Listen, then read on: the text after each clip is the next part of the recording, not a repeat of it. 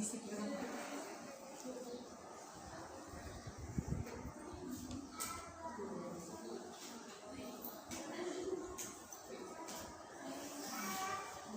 contohnya ini kurang maju tuh, kurang majunya.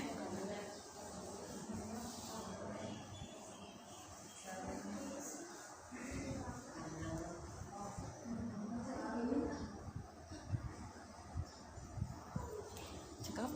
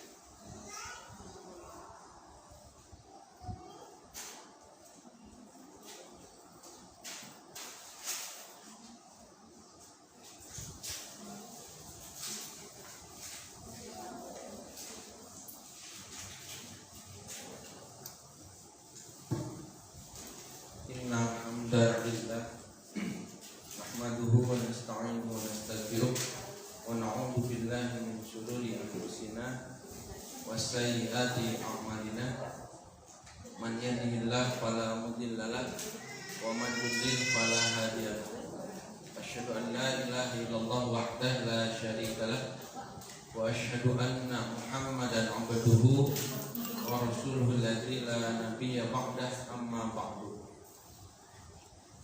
Ayah bunda, terutama ibu-ibu yang hadir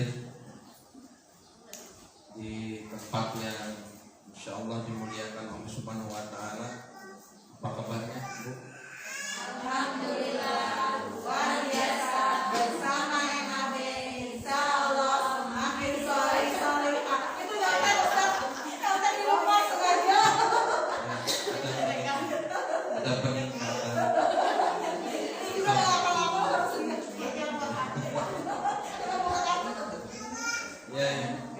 Ya bunda sekalian, alhamdulillah pada kesempatan ini bisa dipertemukan kembali oleh Allah Subhanahu Wa Taala. Kita bisa sama-sama bermuajahah di tempat ini.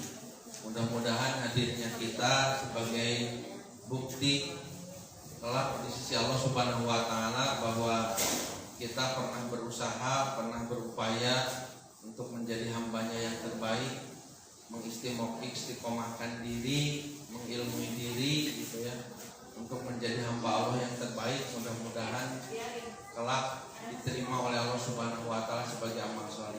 Amin. Terutama kehadiran kita di sini dengan niat thalabul ilmi, mencari ilmu. Mudah-mudahan sebagaimana harapan kita mendapatkan ilmu yang bermanfaat, ya. Ilmu bermanfaat itu maksudnya adalah ilmu yang dengan ilmu itu bisa mewujudkan amal.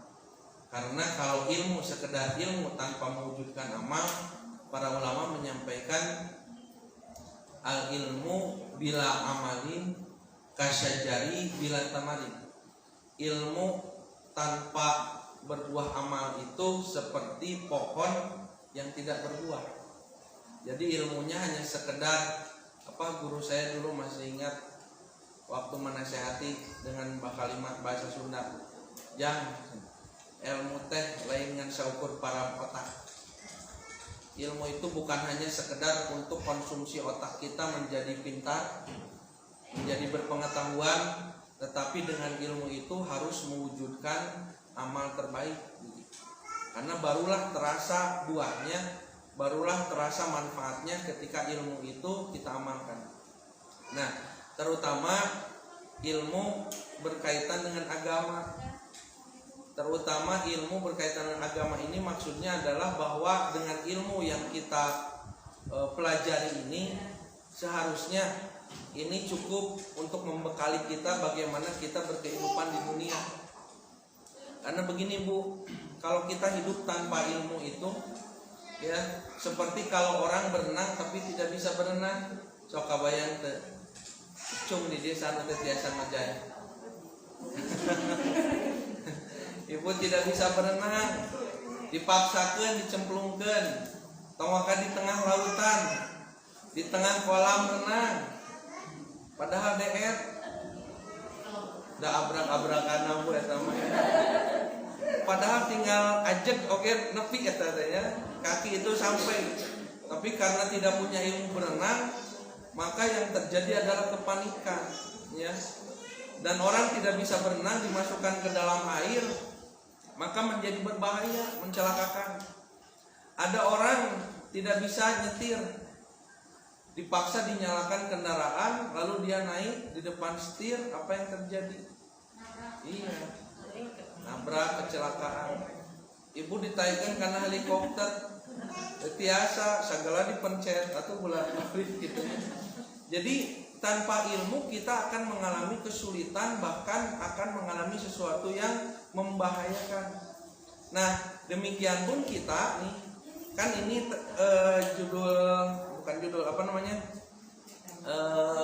kita itu madrasah ayah bunda, berarti sebagai ayah dan sebagai bunda.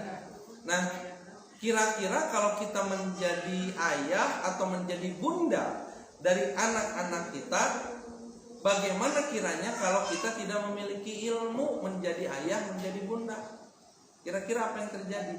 Bahaya nggak Bu? Bahaya. Anak kita mau dididik seperti apa gitu ya?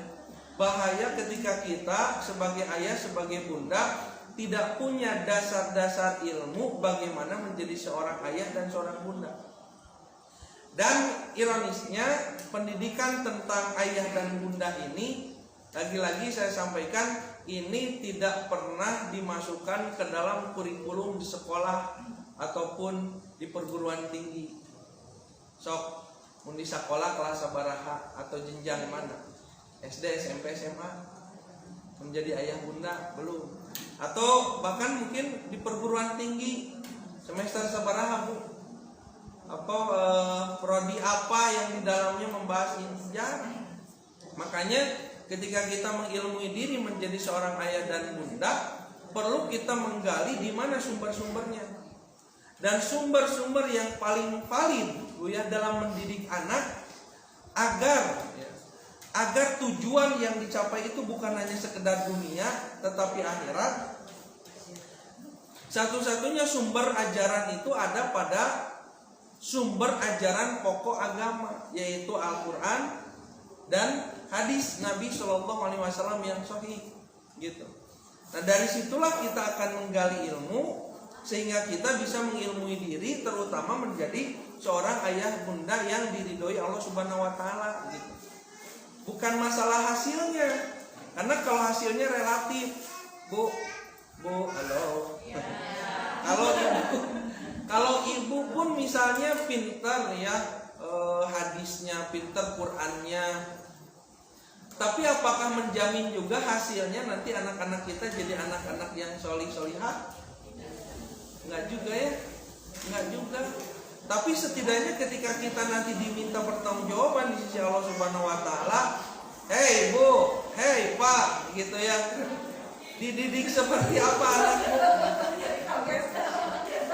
Nah aja ngarang setulung. Nah kita bagaimana cara mendidik dan apa yang kita ajarkan kepada anak-anak kita, itu yang paling akan ditanyakan oleh Allah ketimbang dari hasilnya. Allah nggak akan bertanya begini, Bu, Pak, anak bapak dan ibu teh soleh nggak akan ditanya begitu. Tapi ditanya itu, apa upaya kamu mendidik mereka? Sudah sejauh mana? Dah aturium cenah hese pabelit gitunya. kesulitan, kesusahan, kepayahan. Nah, biasanya kesulitan, kesusahan dan kepayahan dalam mendidik salah satunya disebabkan karena kurangnya ilmu. Terasa Bu oleh saya sendiri kalau misalnya ilmu itu kurang, terus tidak mengilmui diri ketika menemukan kasus-kasus tertentu dalam rumah tangga saja ya. Belum berbicara tentang urusan luar, urusan dunia, belum berbicara tentang perang dunia, belum berbicara tentang minyak goreng bermahal. Ini kita berbicara apa-apa yang ada di rumah kita, suami, istri, anak, begitu ya. Berbicara apa yang ada di rumah saja. Kalau kita ya tidak mengilmui diri, maka yang terasa adalah kebingungan. Sok Bu pernah bingung nggak ngedidik anak? Ibu tuh lihat anak ya, perilakunya tuh, waduh begini gitu perilakunya.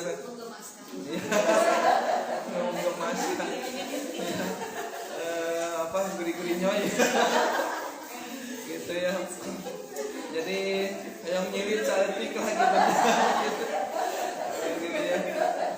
Nah gitu Bu ya. Nah terus ketika melihat kondisi seperti itu, pernah tidak merasa kebingungan? Aduh kudu dikumahakeun ibu dah gitu. Mending digitukeun saat teu mempanikeun teu ngaruh gitu ya. Sampai kita teh merasa bingung gitu. Nah, merasa kebingungan itu karena apa? Mungkin ilmunya belum sampai. Makanya terus mengilmui diri. Sampai puncaknya adalah mengilmui diri itu ketika kita menghadapi, Bu, ini gini ya. Ketika menghadapi kondisi anak, misalnya dalam kondisi kita itu sudah betul-betul kesulitan bagaimana mengarahkan mereka, maka ada ilmu yang harus kita dapatkan.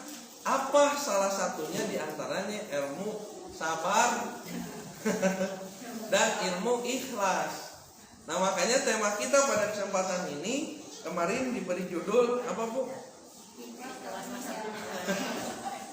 Jadi gini, kenapa judulnya ikhlas tapi menghela nafas? Ikhlas tapi di nafas teh sabar yang teh Bu. Ikhlas tapi ikhlas gitu ya.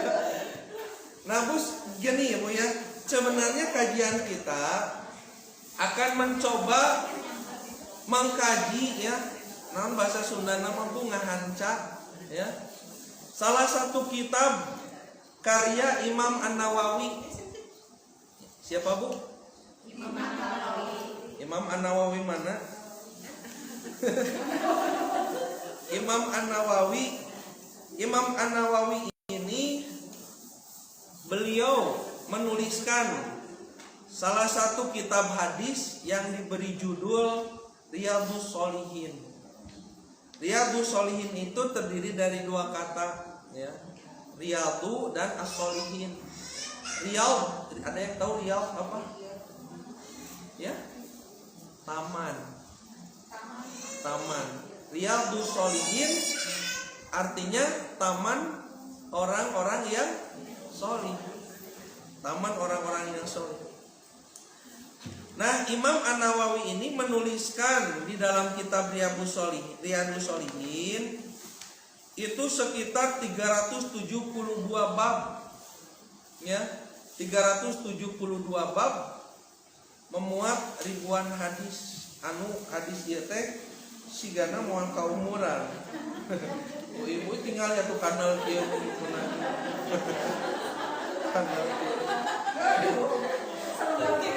Ibu gaduh pokoknya ini saya bawa terjemahannya. Kalau yang aslinya yang Arab gundulnya ada juga di rumah.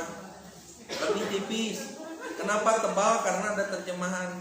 Kalau mau beli saya tidak jualan. Ya. Ini diantara Riyadhus Shalihin yang terjemah Riyadhus Shalihin yang menurut saya paling enak terjemahnya, karena nanti terjemah itu adalah gaya bahasa si penulis ketika mentranslate ya dari bahasa asli ke bahasa Indonesia. Di antara beberapa terjemah, ini ada beberapa terjemah ya. Ini yang paling nyaman terjemahannya gitu ya. Kalau mau beli boleh silahkan untuk sendiri dibaca setiap hari ya. Nya butuh sehari selembar atau sehadis atau dihadiahkan. Ini boleh silahkan ya. Karena saya di rumah Bu kitab itu banyak, tapi saya yakin semua kitab yang saya miliki di lemari itu, buku-buku itu tidak terbaca semua. Teka baca Bu, tidak terbaca semua. Makanya saya selalu begini, keun baiah teka baca ku abdi sadayana sugan ku anak incu ka baca. Karena guru saya pun begitu, ternyata kitab-kitabnya dibacanya sama murid-muridnya, sama anak-anaknya. Tapi setidaknya kita pernah mewariskan ilmu. Ya, ngawariskeun teh tong tanah unggul, rumah gitu nepi paseaeun. Sok geura wariskeun buku dijamin moal parebut.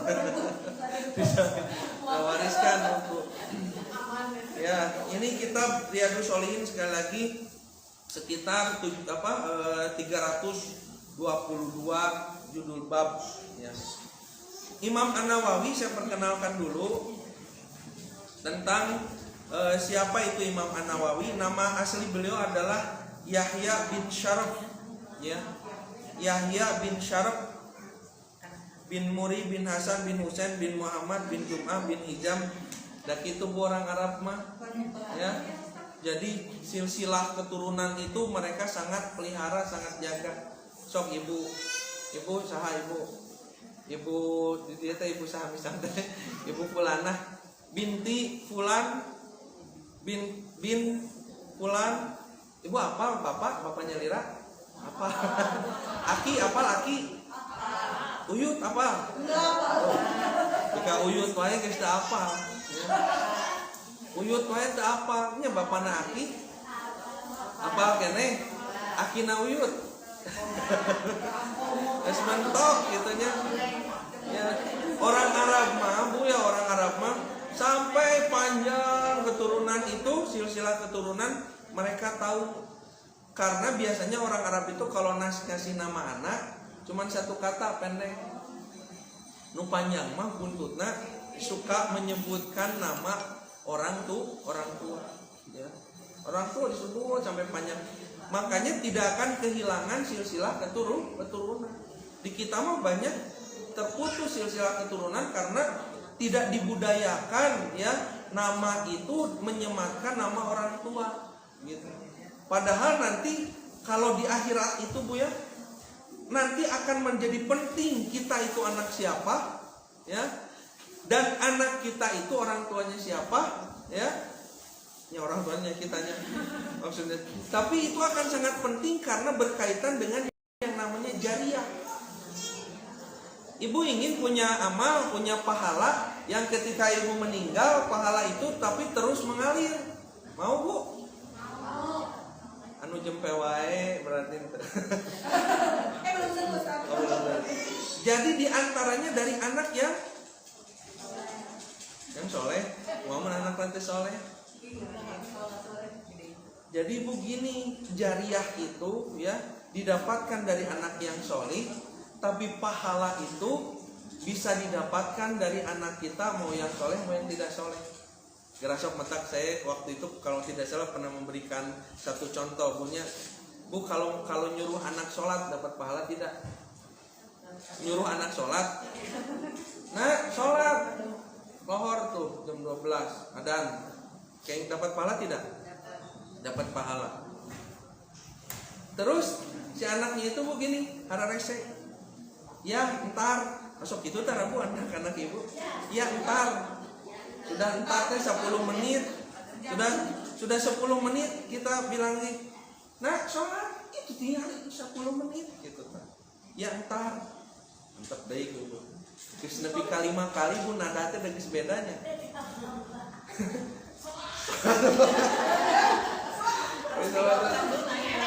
Nah coba kira-kira dari anak yang susah itu berapa kali kita nyuruh sholat?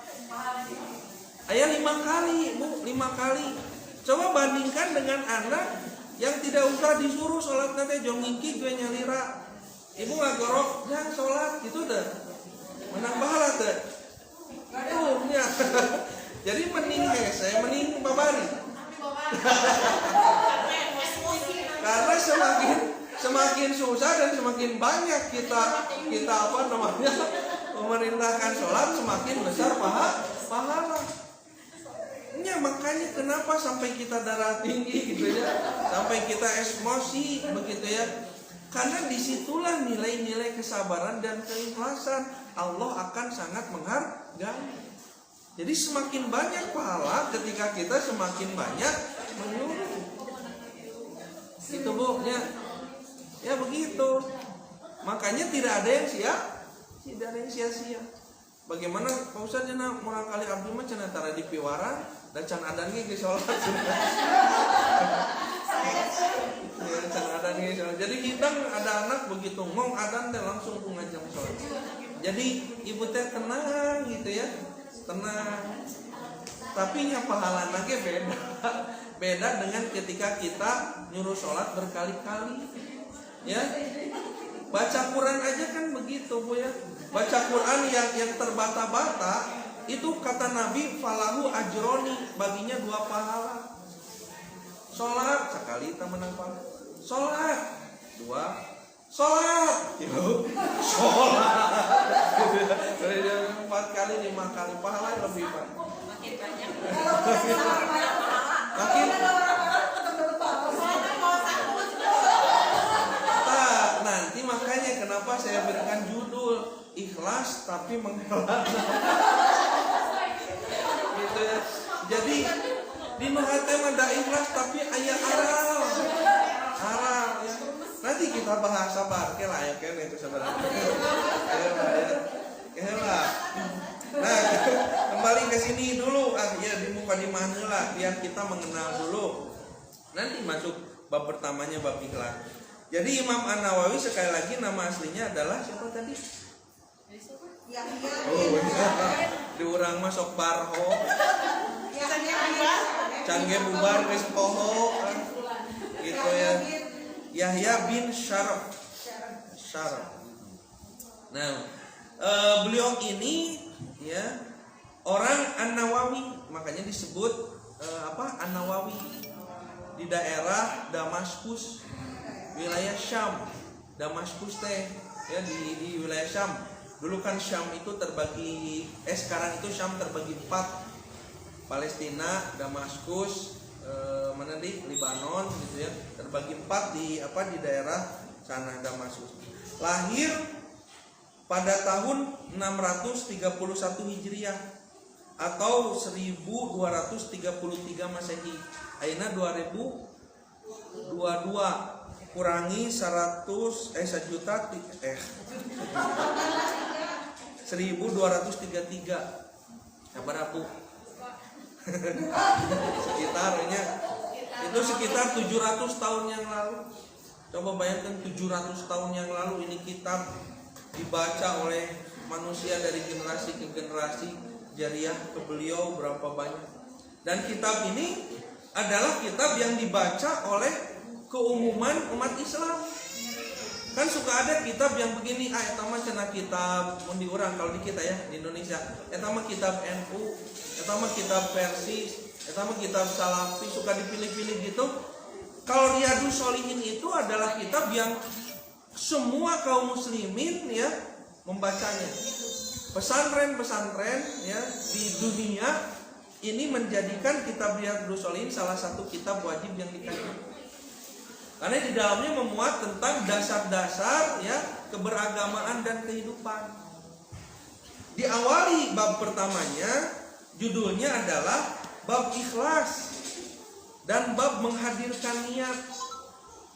Nah, biasanya para ulama yang mayoritas para ulama kalau mencantumkan menyusun kitab, mencantumkan bab pertamanya itu tentang ikhlas, tentang niat.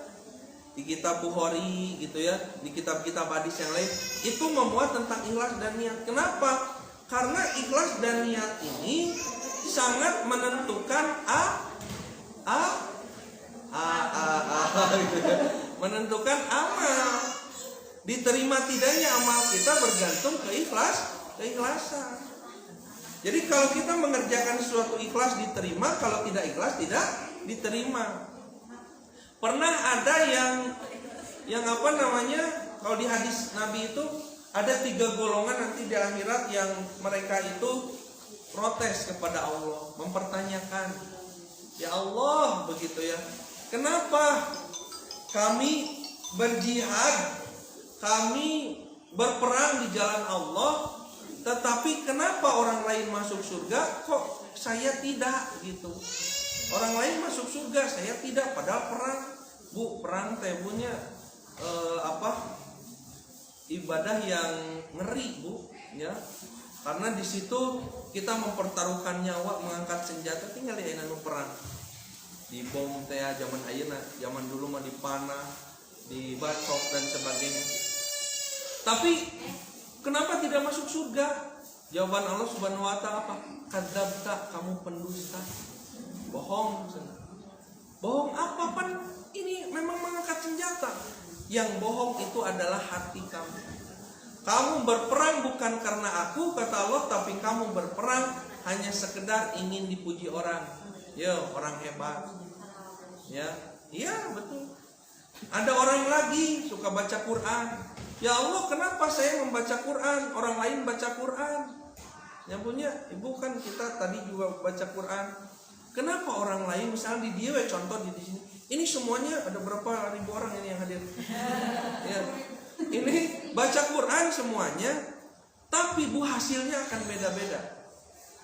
Seperti orang sholat berjamaah, berbaris dari depan sampai belakang, ratusan orang berjamaah, diimami oleh imam yang sama, waktunya sama, sholatnya sama, bacaannya sama, tapi pahala di sisi Allahnya beda. Ada yang pahalanya 100, ya. Ada yang pahalanya 10, ada yang pahalanya 1, bahkan ada yang tidak mendapatkan pahala. Kata Nabi apa? Kam min qaimin laisa lahu min qiyamihi ila sahar. Berapa banyak orang yang sholat tapi tidak mendapatkan pahala apa-apa dari sholatnya itu kecuali lelahnya saja. Capek nawungkul we, cungkelak cungkeding, tapi tidak dapat pahala. Cik rugi atau napi rugal? Capek gawe, apa?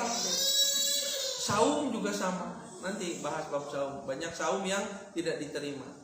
Banyak orang baca Quran pun tidak diterima. Kenapa ya Allah, mereka baca Quran masuk surga, saya baca Quran tidak masuk surga? Kata Allah, kadzabta, kamu pendusta, karena engkau membaca Al-Quran bukan karena aku, tapi engkau membaca Al-Quran hanya sekedar ingin dipuji orang.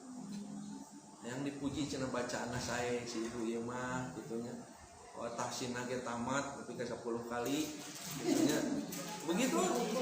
Terakhir ada yang sodako, ya Allah kenapa orang lain sodako, saya sodako, orang lain masuk surga, saya tidak.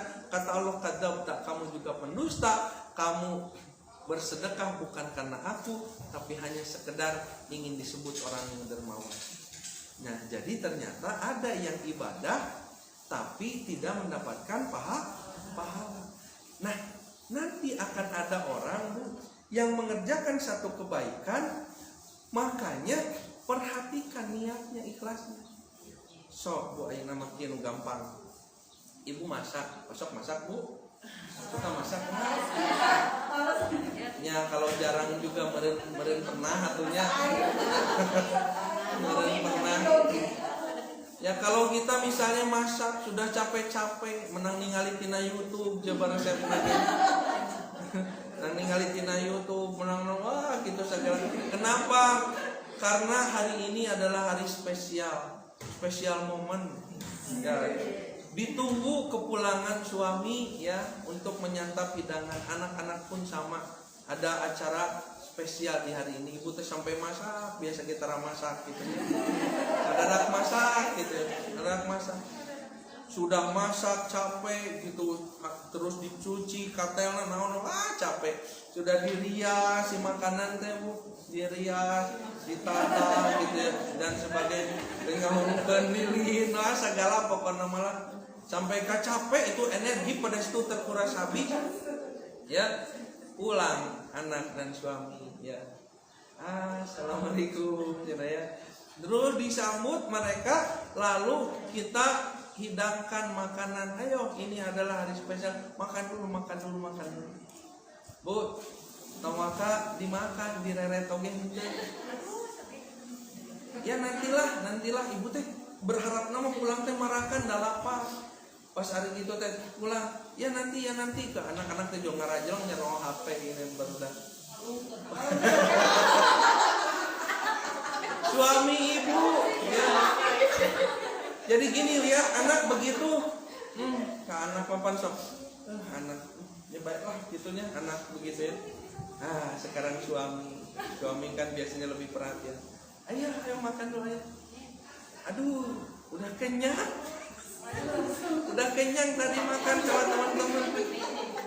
Nantilah makannya besok. Ibu eta meja sudah dirias dengan makanan dan sebagainya. Anak tidak makan, suami tidak makan, ibu ngajentul nyalira di meja makan. Cikumaha eta teh Bu, apa yang dirasakan pada saat itu. Lalu pada saat ibu teh begini ya, niatnya ingin membahagiakan suami, ingin menggembirakan anak-anak juga. Apa yang dilakukan oleh seseorang satu kebaikan akan menjadi satu nilai ibadah. Dalam Islam begitu Bu, ya. Setiap kebaikan yang dilakukan pasti jadi ibadah. Nanti di kitab Riyadhus Shalihin dibahas ada satu bab khusus ya, Imam An-Nawawi menarik sekali mencantumkan bab begitu ya. Satu bab yang judulnya itu banyaknya jalan kebaikan. Sampai kata Nabi di dalam hadis begitu ya, diperlihatkan kepadaku ya surga yang orang-orang yang masuk ke dalamnya adalah orang-orang yang melakukan amal baik, amal soleh. Dan diperlihatkan kepadaku amal soleh yang dimaksud sampai aku menemukan seseorang yang membuang sesuatu ya di jalan yang mengganggu, yang membahayakan. Itu baterainya saya pikir.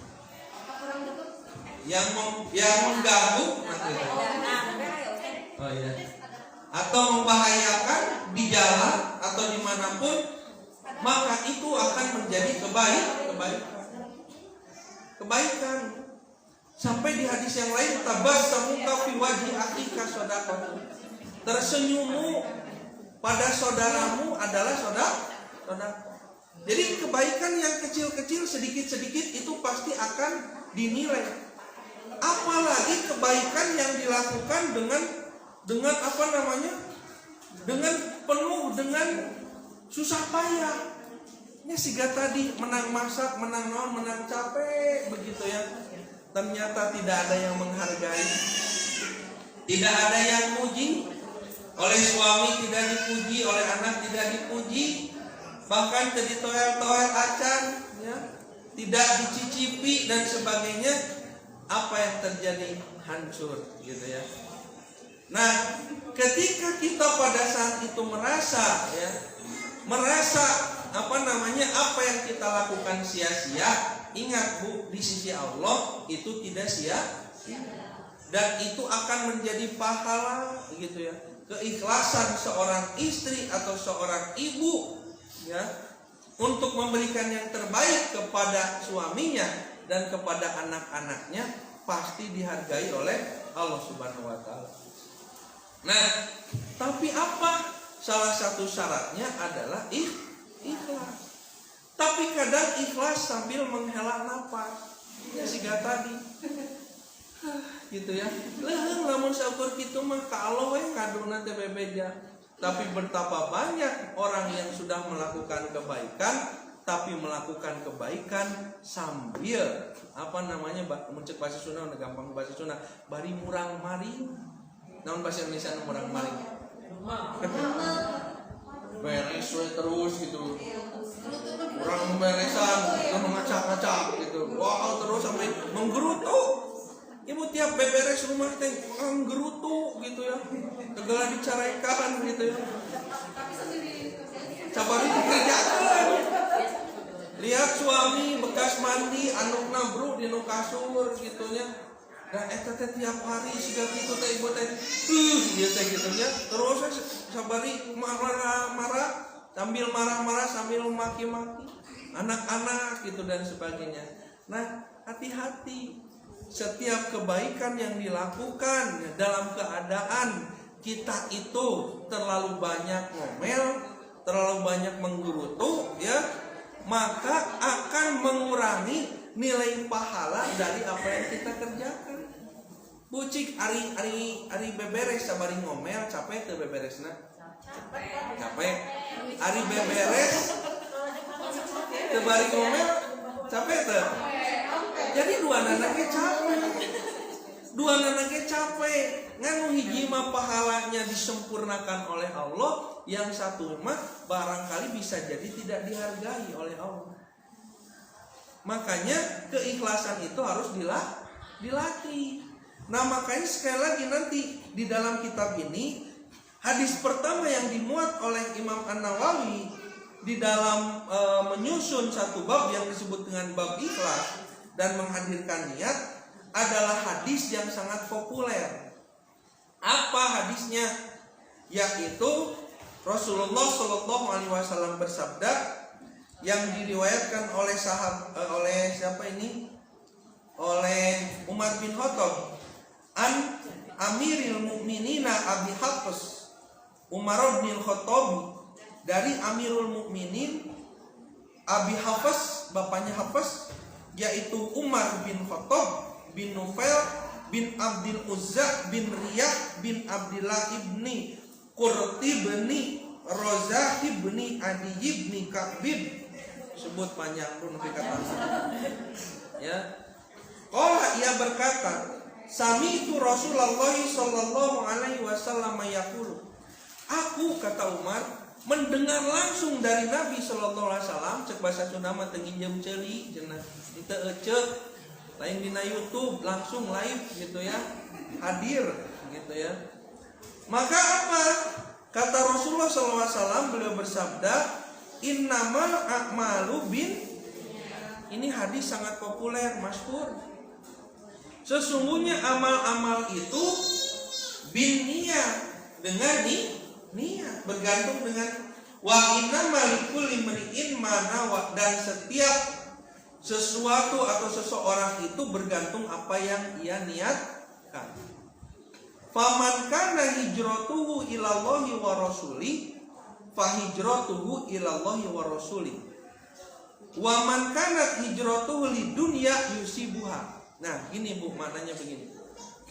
Amal seseorang itu bergantung niat.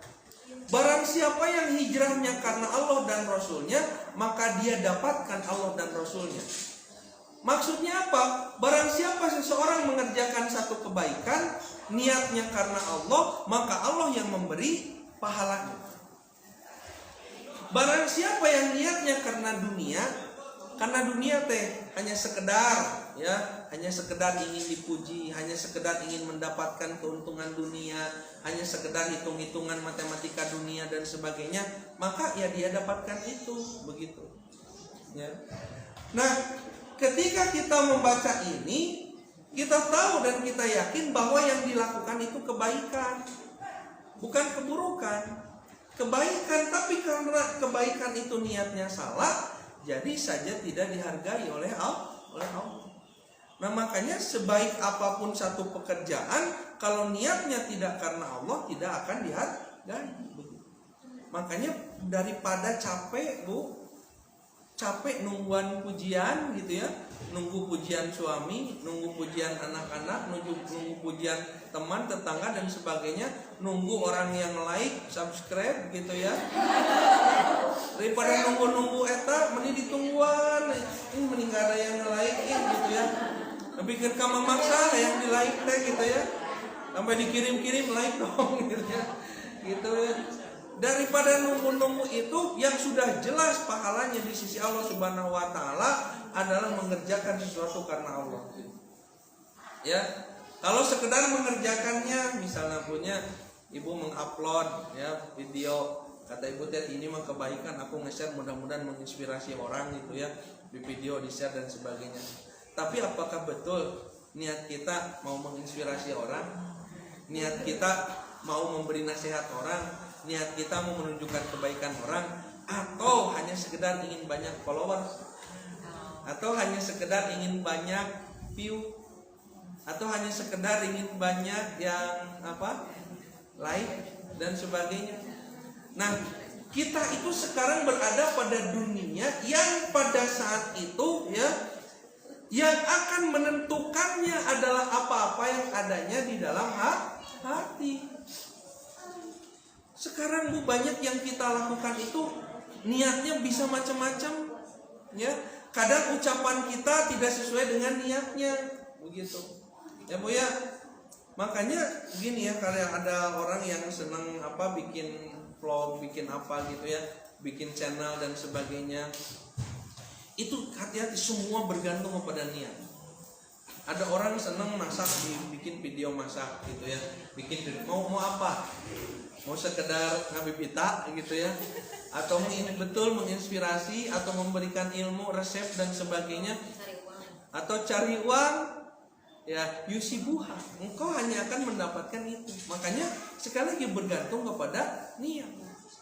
Makanya dari itu kenapa Nabi itu menyampaikan barang siapa yang hijrah, hijrah itu kan dari Mekah ke Madinah.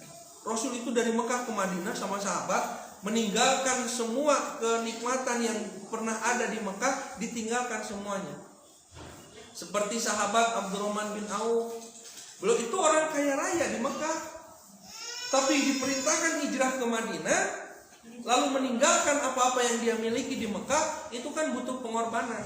Coba bayangkan kalau orang hanya pergi sekedar mencari dunia, begitu ya, maka dia mendapatkan itu. Karena ada orang, kata Nabi itu ini, awi meroatin yang kahuha, atau ada orang berhijrah ya, hanya sekedar mencari wanita, mengejar wanita.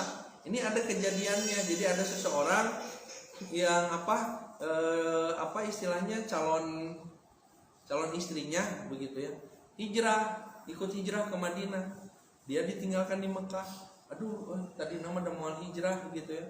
Tapi karena si calon istrinya itu kekasihnya itu pergi hijrah, akhirnya dia mengikutinya.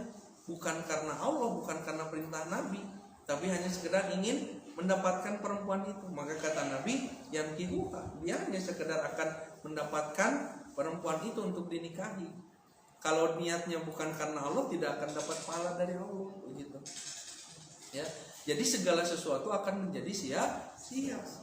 Nah, Bu, kita ngedidik anak gitu ya di rumah, kemudian melayani suami dan sebagainya. Kalau sekedar hanya demi suami, demi anak, ya jangan heran kalau hanya sekedar mendapatkan itu. Bahkan itu pun kadang suami masih tadi adalah manusia biasa yang kadang mengecewakan. Ibu osok kecewa ke suami? Sering. Ini juga sih. Ya enggak ada, memang suami itu manusia. Manusia itu adalah punya sifat yang suka mengecewakan orang lain. Jadi sebenarnya mampu tong percaya teuing ya teteh ya. Karena manusia itu antara apa yang diucapkan dinampakkan dengan apa yang ada di hati itu bisa beda. Mentak baik kepada suami itu niatnya karena Allah begitu. Kalau baik kepada suami niatnya hanya ingin dipuji oleh suami, siap-siap kecewa. Anas dandan ibu teh. Wah, segala ditapalkeun gitu. PT suami teh, mah naon eta teh meuni karnal gitu, make up teh gitu ya. Teu dipuji malah diledek. Pakai baju udah dibagus-bagus begitu ya. Kamu ibu-ibu makan gitunya punya, pakai baju teh, pakai ieu ngaca ganti deui. Pakai ngaca ganti deui. Baju na ieu, kerudungna ieu ganti deui terus sabaraha kali. Kalau nanya ke suami bagaimana? Pernah nanya ke suami? Karena saya pernah ditanya sama istri, "Bi, baju yang ini nya bagus." Harus ganti keluar rek make eta, sumring ke kamar ganti deui. Pakai nu ieu Om nanya tadi teh. Ada yang mau keluar ganti deui. Ibu sok gitu tah. Suka ganti-ganti baju. Ya, karena apa? Ya begitu ya. Karena pada laki-laki dan perempuan ada satu sifat yang berbeda. Makanya kalau kita mengandalkan ya kebahagiaan itu mengandalkan ingin dihargai dan ingin dipuji oleh manusia, kecewakan.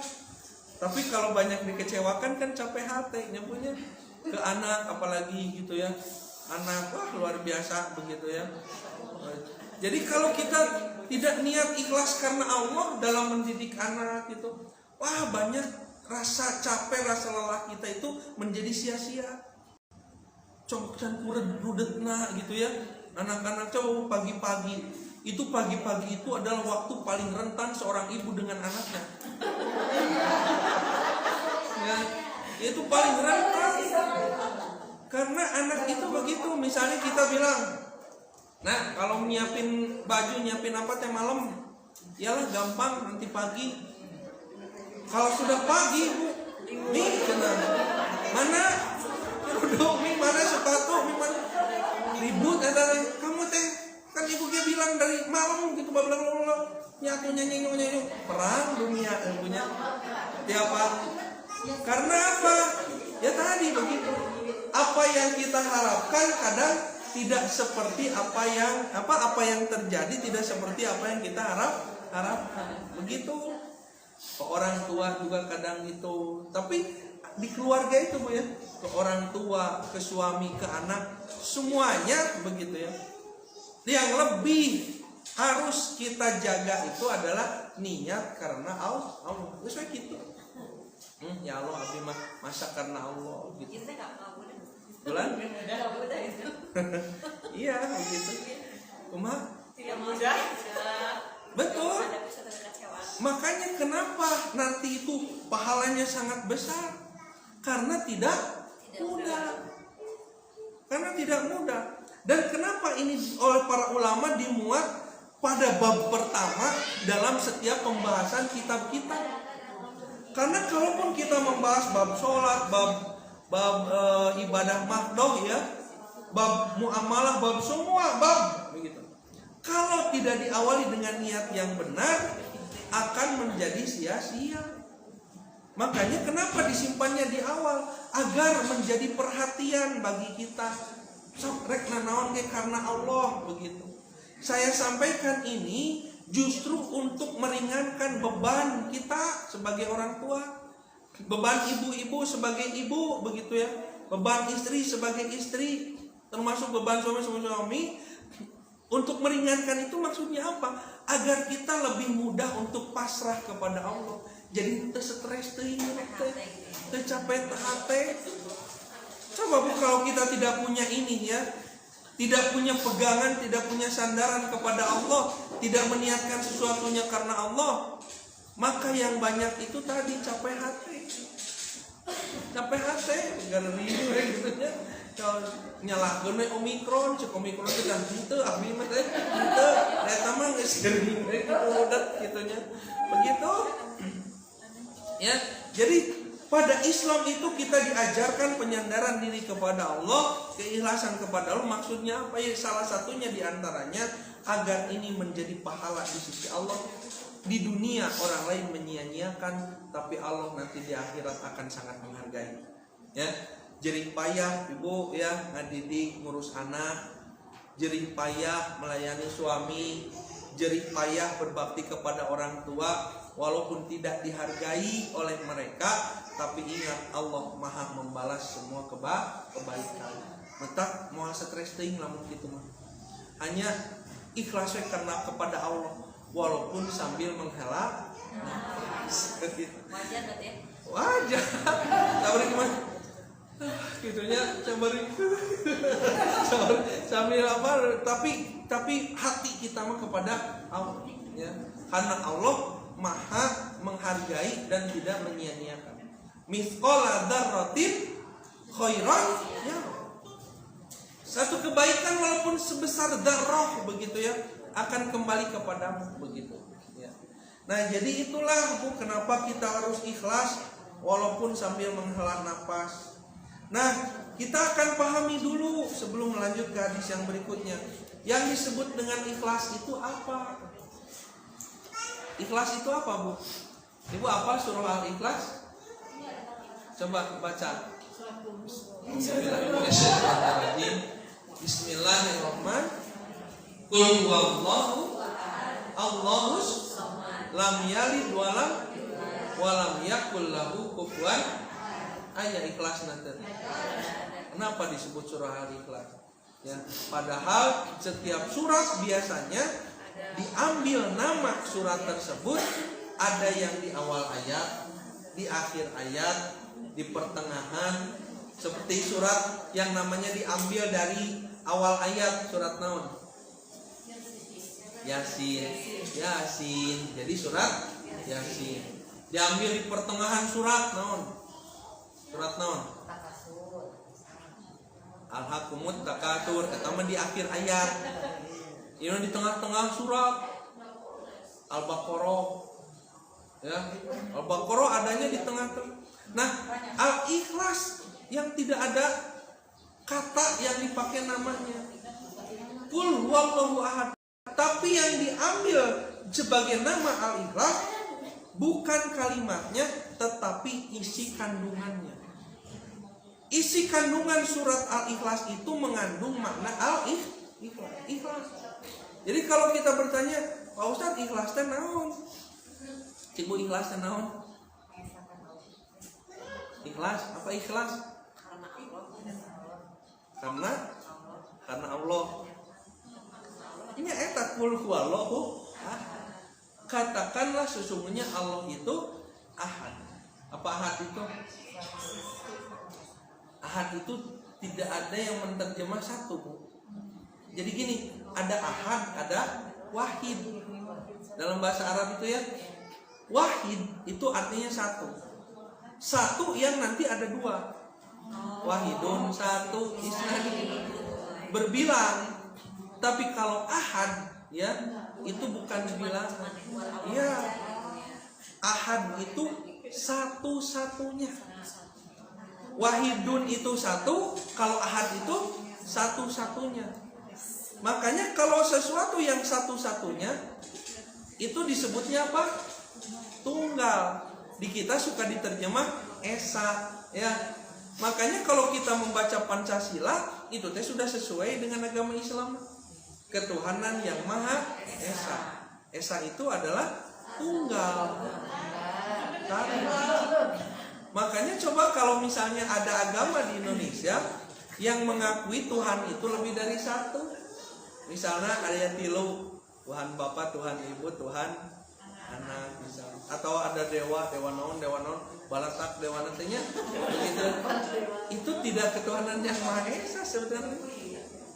Jadi kalau kita pandai memahami Pancasila yang sebenarnya dari orang Pancasila hanya sekedar simbol Pancasila panjing tengah rati dan bagaimana dulu Pancasila ketika dirumuskan itu sesuai semuanya dengan kandungan di dalam agama Islam. Hanya kita menerapkannya yang jadi salah. Katakanlah Allah itu tunggal, ahad. Allahus somad. Allah itu satu-satunya tempat bergantung. Lam yalid walam yulad. Dan Allah itu tidak tidak beranak dan tidak dilahirkan dari orang tua atau diperanakan. Nah, kenapa begitu? Pertama, karena amal kita itu harus semuanya karena Allah semata yang tunggal.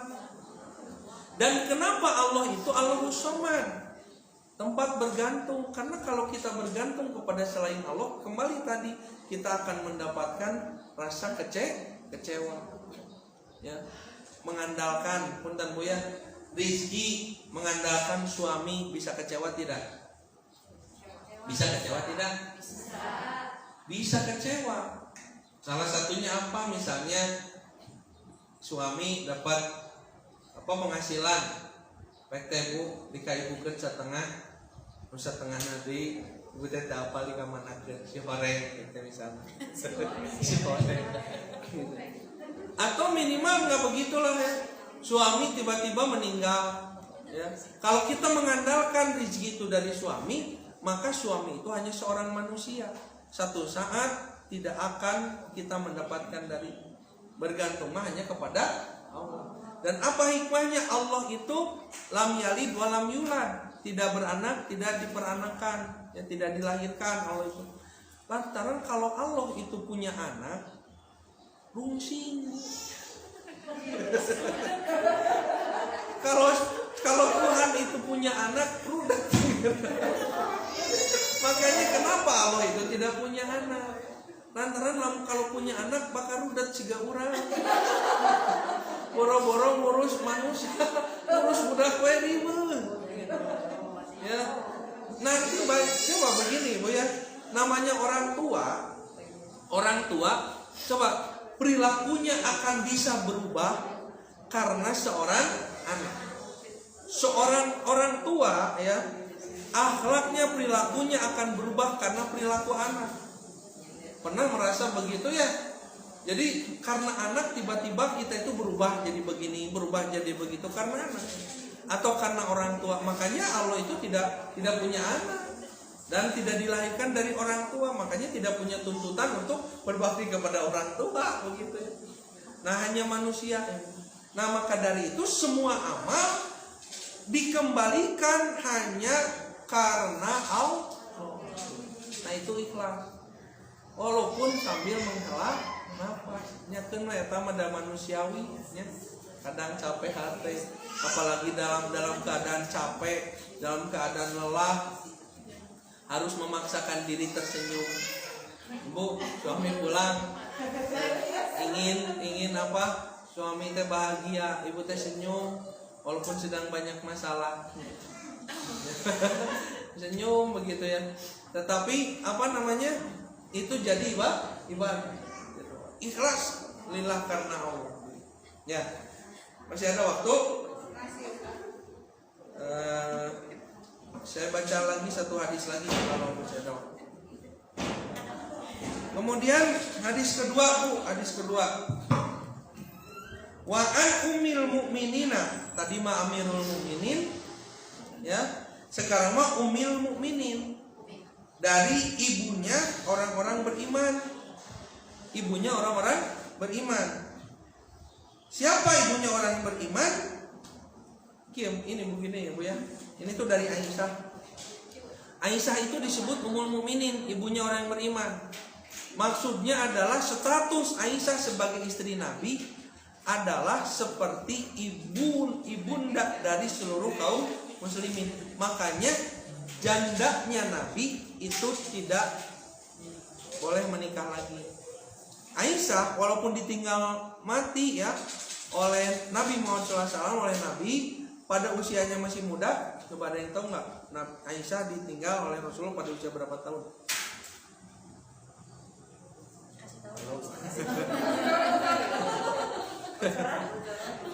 Jadi umur Aisyah itu ketika dibawa ke rumah Nabi pada tahun kedua hijrah ketika berumur 9 tahun. Kemudian Nabi wafat pada tahun ke-11 hijrah. 11 kurangi 2 salapan tambah salapan. Nah, umurnya begitu. Umur Aisyah masih berumur 18 tahun. Ya, ketika ditinggal oleh Nabi Muhammad SAW. Maka umur semuda itu begitu ya. Tetapi karena memang statusnya sebagai ummul mukminin seperti ibu, bagi semua kaum muslimin seperti ibu, kan tidak boleh menikah dengan ibu, maka tidak menikah lagi dan hidup pada saat itu ya, masih muda dan menjadi seorang ulama dari kalangan perempuan. Cukup hidup bersama Nabi selama 9 tahun atau 10 tahun pada saat itu cukup menjadikan Aisyah sebagai seorang ulama di kalangan perempuan, menjadi nomor 4, menjadi keempat periwayat hadis paling banyak, keempat. Yang pertama kan Abu Hurairah, Aisyah itu keempat paling banyak. Begitu, terutama hal-hal yang berkaitan dengan kerumah tanggaan gitu ya, kerumah tanggaan. Aisyah paling tahu. Nah, di sini disebut dari ummul mukminin yaitu Ummi Abdillah Aisyah, yaitu ibunya Abdullah. Bu, saya nanya, Aisyah itu punya anak nggak dari Nabi? Aisyah punya anak nggak dari Nabi? Siapa saja istri yang memiliki anak dari Nabi? Khadijah. Berapa? 4 anak perempuan, 2 anak laki-laki. Nah, terus siapa lagi?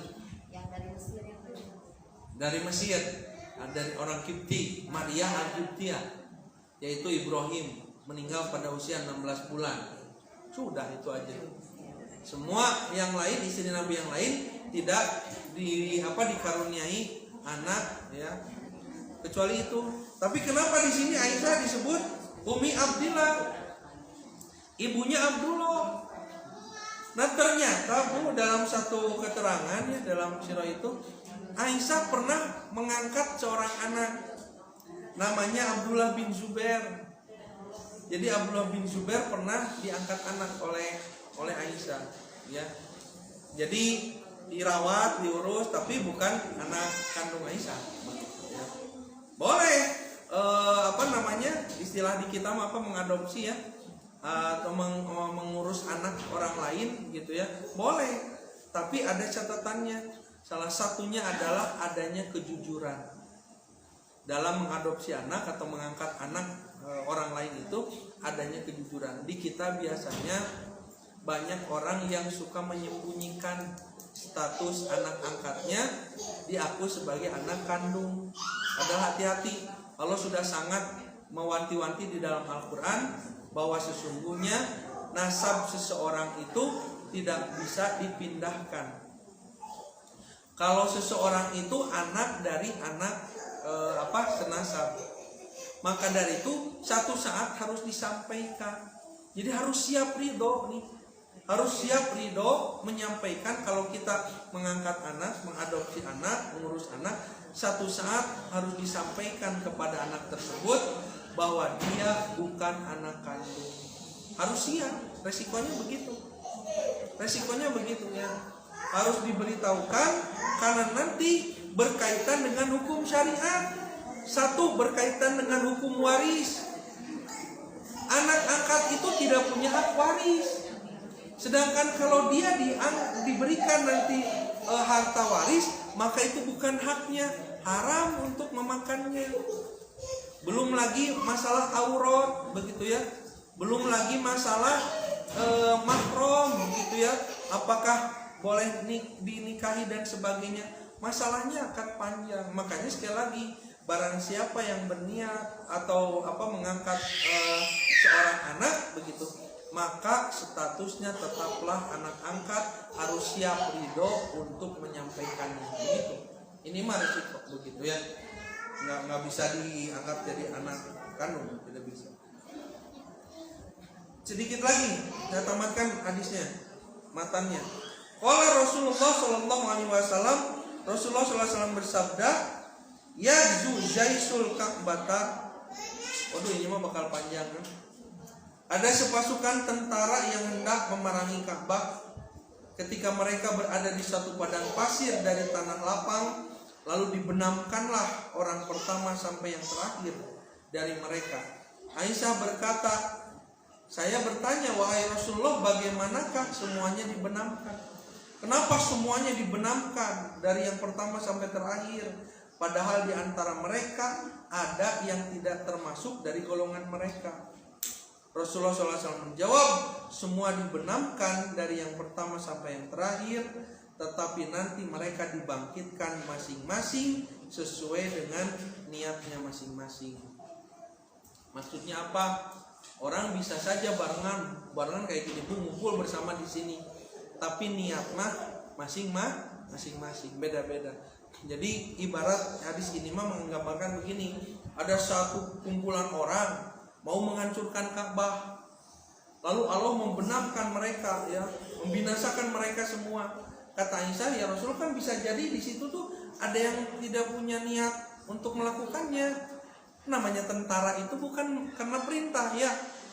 Misalnya tentara di kita harus menangkap orang, atau polisi begitu, siapapun lah, aparat begitu, harus menangkap seseorang. Yang kita pandang orang itu sepertinya tidak bersalah, tapi karena ini perintah atasan, jadi kepaksa ditewak, terpaksa memerangi.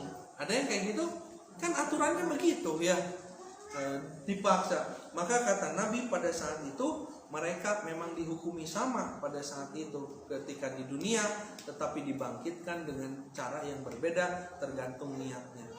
Maka semuanya juga bergantung kepada niat. Sekali lagi, sekumpulan orang berjalan bersama-sama, bisa jadi di dalamnya niatnya berbeda-beda. Maka dari itu kembali kepada diri sendiri. Tidak ada yang namanya kesolehan kolektif, nggak ada. Ya, semua ngaji di sini, semua sholat berjamaah misalnya di masjid, ya, maka semuanya diangkat derajat oleh Allah belum tentu satu-satu. Ya. Kenapa? Karena masing-masing punya niat dan kualitas ibadahnya yang berbeda-beda. Di sini pun sama, hadir di sini semua. Allah menghargai begitu ya, pahalanya, memberikan pahalanya beda-beda. Kayak ibu imakir, kayak ibu imakir, kayak ibu imakir, bergantung ya apa yang ada di dalam hatinya. Ya, bergantung. Ilmu pun demikian, hadirnya sama, jamnya sama, ustadznya sama, kitabnya sama, tapi hasilnya beda-beda. Aya nu menang 100% pulang teh, aya nu ngan setengahna, aya nu lebeng aya. Taros ibu teh, mah tadi teh apa pengajian teh ya anu kitu we lah baru gitu ya, tinggal we teh cenah dina IG gitu ya. Itu rupa-rupa masing-masing. Jadi sekali lagi semua bergantung kepada dirinya masing-masing, tidak bisa kolektif gitu ya. Tidak bisa semua yang hadir di sini digeneralisir, nggak bisa gitu ya. Semuanya kembali masing-masing. Jadi sebagai penutup adalah hadirkanlah niat terbaik karena Allah Subhanahu wa taala ya di dalam semua amal kebaikan kita agar Allah menghargainya, menerimanya sebagai sebuah amal soleh. Walaupun kadang kita harus menghela nafasnya, pertama satu hal yang wajar sifatnya manusiawi. Sabari ngarenghap, madamun teu ngarenghap maut. Teu ngarenghap maut. Itu Bu ya. Itu dulu barangkali yang bisa disampaikan. Kalau ada pertanyaan silakan.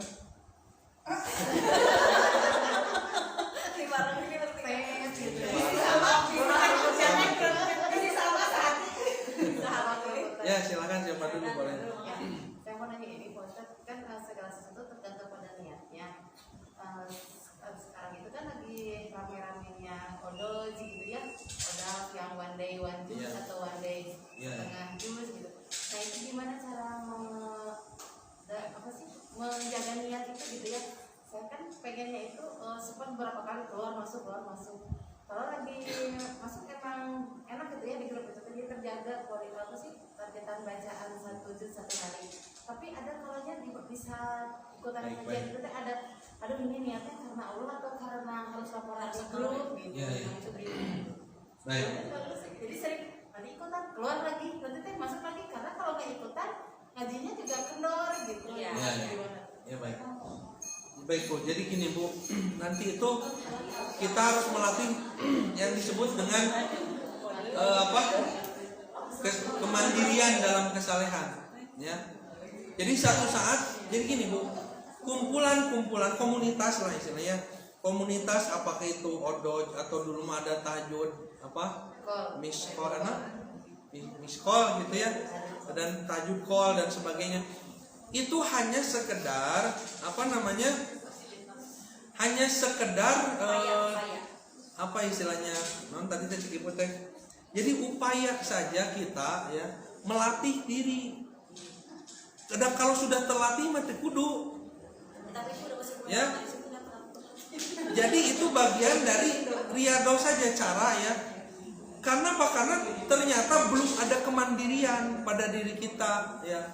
Karena belum ada kemandirian, maka kita berada dalam sebuah komunitas, saling mengingatkan, saling mentarget dan sebagainya.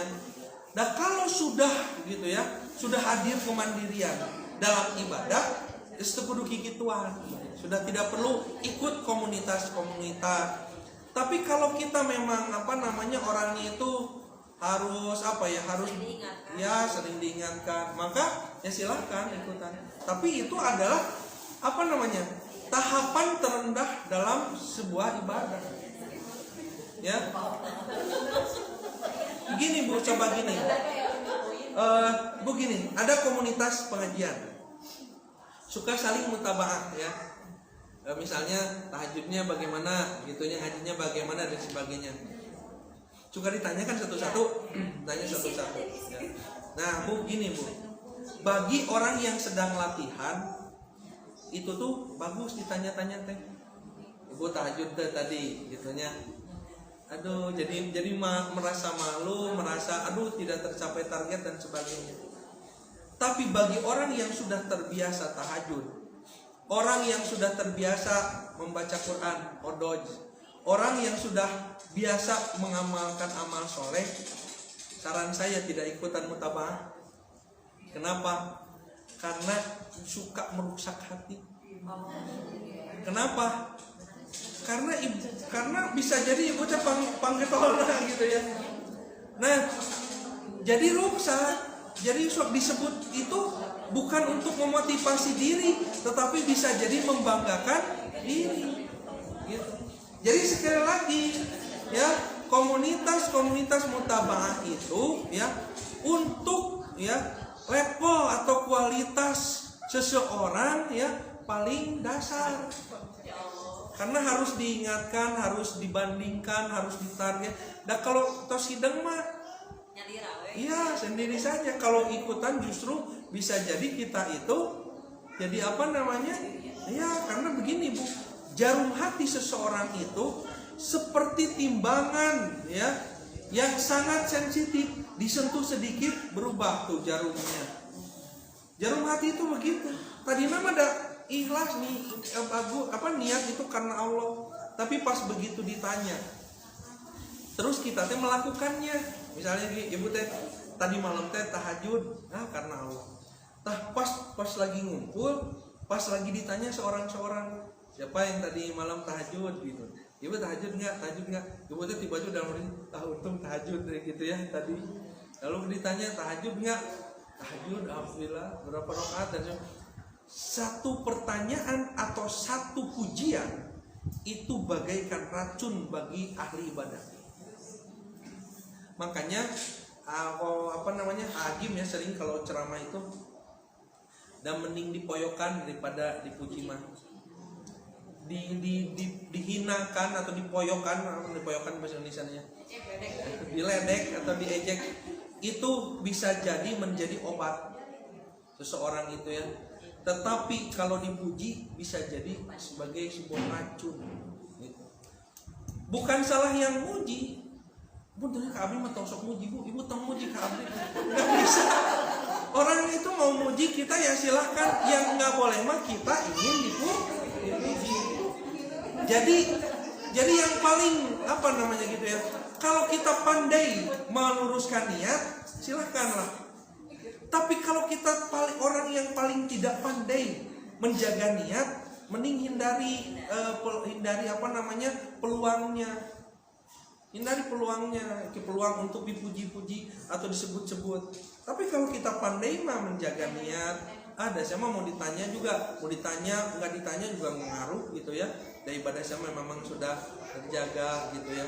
Ditanya atau tidak ditanya nggak ngaruh, dipuji tidak dipuji nggak ngaruh gitu ya, mengelola hati.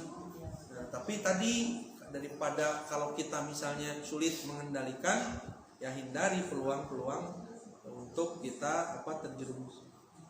Itu ya, silakan. Saya mungkin nyambung ya sama pertanyaan yang mengenai ikhlas. Hanya ingin mendalami definisi karena Allah itu sendiri itu apa sih Ustaz? Maksudnya apakah memang pokoknya karena Allah, pokoknya nggak ada embel-embel meskipun itu hal baik sendiri, atau misalkan tidak apa-apa misal datang ke kajian dan saya mah pengen dapat hati tenang, pengen dapat ilmu, itu masih karena Allah juga nggak sih? Atau itu juga belum karena Allah tapi yang kata Ustaz masih di level yang bawah kayak. Jadi si definisi karena Allah kan memang baik. sih? Nggak kayak gimana sih gitu? Ya Bu, yang namanya niat itu menyertai satu pekerjaan ya, niat itu dari awal sampai akhir menyertai pekerjaan. Dan karena Allah yang disebut dengan karena Allah itu, maka nalillah, apa-apa yang karena Allah itu adalah satu, melakukannya karena perintah Allah, meninggalnya karena itu larangan dari Allah. Sekarang ibu mau melakukan apa nih? Menghadiri kajian. Pertanyaannya, menghadiri kajian menuntut ilmu perintah siapa? Perintah Allah. Maka kita menghadirinya karena ini perintah Allah, ya. Berangkat saja gitu ya. Berangkat saja. Adapun di sini hati menjadi tentram, menjadi banyak teman dan sebagainya gitu ya. Itu lain soal. Tapi kita sudah dari awal sampai akhir memang meniatkannya karena sedang mengerjakan perintah Allah begitu. Jadi kalau ada sesuatu yang dikerjakan bukan karena dasar ini perintah dari Allah, ya itu bukan karena Allah karena diperintahkan oleh Allah. Seorang suami mencari nafkah, perintah siapa? Perintah Allah. Dia ikhlas, jujur, menang pahala mah. Nah, jadi jangan suka mengatakan kepada orang yang berangkat pagi pulang malam begitu ya, dudunya wae. Belum tentu dia itu bisa disebut dudunya, bisa jadi dia sedang ibadah karena pergi keluar dari rumah mencari nafkah gitu ya, untuk keluarganya dan sebagainya. Dia bekerjanya jujur, kerja keras dan sebagainya, bisa jadi pahala itu ya, dengan tidak mengabaikan hal-hal yang sifatnya mahdoh, ibadah mahdoh gitu ya. Jadi karena perintah Allah. Iya, melakukan sesuatu itu karena apa? Karena diperintah Allah, dipaksa orang atau apa gitu. Silakan terakhir. Iya Ustaz. Iya. Tadi itu kan niat itu dari Allah sampai akhir ya Ustaz ya. Iya. Terus kan itu mah maksudnya hanya kita sama Allah yang tahu ya. Tapi kadang-kadang di tengah proses itu. Ya. Manusia tuh menginginkan membuktikan kita gitu. Maksudnya beneran lah ikhlas gitu kan. Kadang kan harus dibuktikan juga dengan tindakan apa. Dengan Ustaz mengurangi niat kita yang dari awal sampai akhir adalah niat karena Allah, tapi di tengah jalan ada manusia yang menginginkan kita untuk membuktikan niat itu gimana Ustaz? Manusia ingin membuktikan ya misalnya nantangin bener kan kamu kan ikhlas gitu kan di jalan ini semua gitu misalnya gitu, coba buktikan misalnya. Nah, kumaha buktinya teh? Ya buktinya misalnya dia ingin saya berubah misalnya gitu kan, tapi ya baik Bu. Nggak bisa, ikhlas itu nggak bisa dibuktikan. nah, itu Ustaz. Jadi nggak ada orang yang bisa nuntut ikhlas itu dibuktikan. Kalau ikhlas itu dibuktikan berarti bukan ikhlas. Jadi nggak mau nunggu prosesnya gitu Ustaz. Ya. Iya baik gini Bu. Ikhlas itu atau niat itu mahaluhu fil qalbi, adanya di dalam hati. Tidak bisa dibuktikan ikhlas itu ya. Justru kalau misal buktikan kamu itu ikhlas, baik saya buktikan sudah tidak ikhlas berarti. Jadi sudah bukan karena Allah tapi ingin pembuktian, ingin membuktikan kepada orang, itu sudah bukan karena Allah. Jadi nggak perlu ditantang, nggak perlu ditanya buktikan ikhlasnya, nggak perlu, karena ikhlas itu adanya di dalam hati. Cukup saja sampaikan hanya saya dan Allah yang tahu tentang ini gitu ya, nggak perlu dibuktikan, karena keikhlasan itu tidak bisa dibuktikan kecuali kelak di akhirat gitu ya. Gitu Bu ya, nggak perlu dibuktikan. Kalau ingin berbuat baik mah berbuat baik gitu. Lempeng, semakin banyak yang nanya, semakin banyak yang uji, itu teh yang bagian dari ujian. Itu barangkali cukup ya. Udah jam 10, saya kira cukup saja dulu. Terus sekalian pertemuan kita pada kesempatan ini semoga menghadirkan banyak hikmah untuk kita, dan mudah-mudahan Allah Subhanahu wa taala berikan kepada kita kekuatan dan kemudahan di dalam mengamalkan apa-apa yang Allah Subhanahu wa taala perintahkan kepada kita ya. Mudah-mudahan Allah Subhanahu wa taala berikan kekuatan untuk bisa ikhlas, bisa beramal yang terbaik. Sebentar lagi masuk bulan suci Ramadan ya. Persiapkan diri gitu, jangan sampai ibadahnya sia-sia nanti di bulan Ramadan. Bagi yang masih punya utang-utang saum gitu ya, beresan gitu. Masih ada beberapa Ya, jangan terlalu banyak kotoran. Ya, demikian yang bisa disampaikan, kita akhiri. Hamdan syakirin, hamdan naimin, hamdan yuafi ni'amahu wa yukafi mazidah. Rabbana walakal hamdu kama yanbaghi li jalali wajhikal karimi wa adhimi sultanik. Rabbana la tuzigh qulubana ba'da idh hadaitana wa hab lana min ladunka rahmah innaka antal wahhab. Rabbana zalamna anfusana wa illam taghfir lana wa tarhamna lanakunanna minal khasirin. Rabbana ighfir lana dzunubana wa kaffir 'anna sayyi'atina wa tawaffana ma'al abrar. Rabbana ighfir lana wa liwalidina warhamhuma kama rabbawna shighara. Rabbana hab lana min azwajina wa dzurriyyatina qurrata a'yun waj'alna lil muttaqina imama. Rabbana atina fid dunya hasanah wa fil akhirati hasanah wa qina adzabannar. Aqulu qouli hadza astaghfirullah li wa lakum. Wassalamualaikum warahmatullahi wabarakatuh.